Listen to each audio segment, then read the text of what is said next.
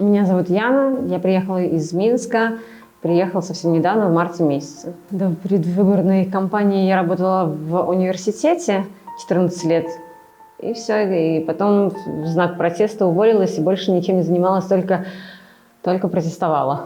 Я вообще не интересовалась политикой, потому что наша власть сделала так, чтобы люди сидели только дома и ничем не интересовались. А когда начался коронавирус и все поняли, что нас жутко обманывают и затают информацию, больше начали лазить в интернете, искать новости, интересоваться всем, что происходит. И плавно, оказывается, у нас выборы, которые никто особо так не интересовались. Начали немного глубже копать и выяснять, что нас 26 лет жутко обманывали, что все думали, что выборы проходят честно, потому что никто не ходит голосовать, а кто ходит, голосует за Лукашенко.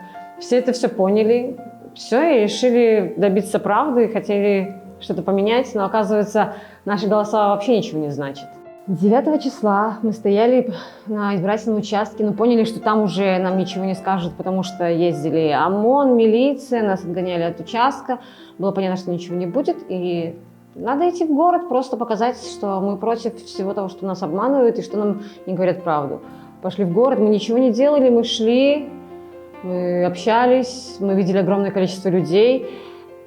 И когда я видела вспышки на стеле, я еще думала, что там происходит, ничего не понятно. Мы дошли до Немиги, и там уже уперлись в рубеж, щиты. Мы кричали, что мы вас любим, милиция с народом, мы им сердце показывали, мы их там чуть ли... Милиция, лучшие вы наши, хорошие, пошлите за нас, сейчас все будет хорошо. И в тот момент нас спустили газ, мы начали поливаться, не понимая, что происходит. Подъехал водомет, нас начал поливать. Это было вообще... Мы просто не понимали, что вообще вроде бы все хорошо. Ну, в общем, для меня это был такой шок. 10 число тоже. Для меня был тоже дикий шок, потому что нас гоняли, нас пугали. Когда я уже оказалась на Риге, я даже побоялась туда подходить, меня все трясло, я просто попросила остановиться машину, чтобы меня увезли домой, потому что это было настолько страшно. Я уже знала про задержание 9 числа моих друзей. 11 числа я просто уже не смогла от стресса всего встать с кровати, и 12 числа я уже вышла со всеми девушками на Ригу.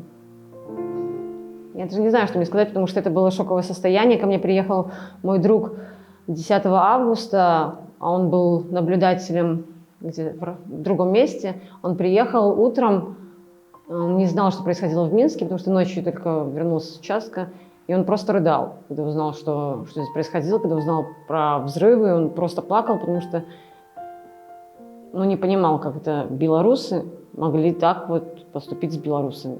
Когда первые выходы начались на Пушкинскую, когда приехали, нас так было много. Не было координатора, просто мы не знали, что делать. Я помню, на Пушкинской мы просто пришли, мы видели, что нас много, мы все против, мы верили в нашу победу, потому что мы видим, сколько нас много, они видят, сколько нас много, но по-другому быть не может. Мы показали, что мы... Они говорили, что там нет денег на перевыборы, и люди были готовы собрать свои деньги, просто хотя бы доказать, что нас большинство, пусть там... в общем, готовы сами себя были свои голоса пересчитать, все что угодно сделать. 16 числа, когда мы вышли на стелу, это было просто невероятно, но я помню это просто состояние, что не было же, кто подскажет, что нам делать. Мы просто пришли на стелу, мы просто видели, как нас много, просто радовались друг другу, не знали, что делать. Вроде бы опять, я помню это тоже, мы пришли, мы же показали, как нас много, а что дальше? Никто не знал, что делать. Там кто-то, может быть, и думал, что мы куда-то там пойдет, воевать, что-то там дома правительства захватывать. Никаких таких планов не было. Мы просто смотрели на друг друга и радовались, что вот, нас большинство. А по итогу, потом я уже узнала, когда большая часть ушла, там уже тоже начали какие-то задержания.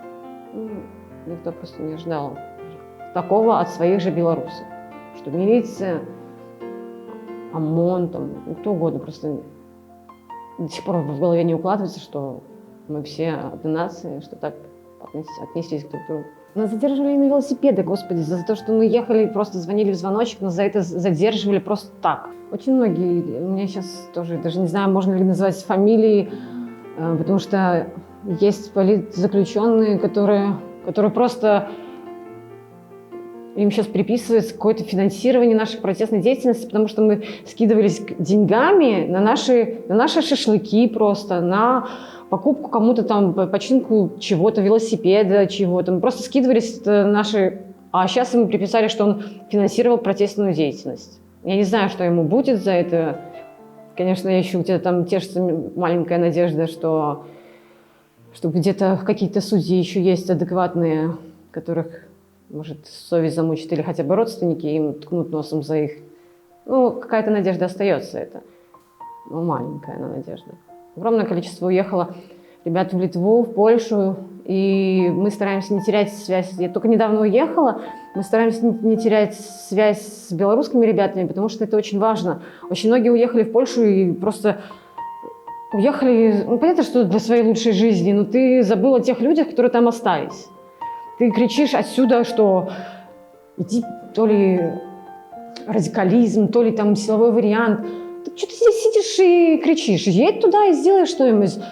Как по мне, максимум, что хотя бы мы здесь можем сделать, это поддерживать ребят, которые там. Нужно искать, нужно общаться и просто объединяться. Это самое главное.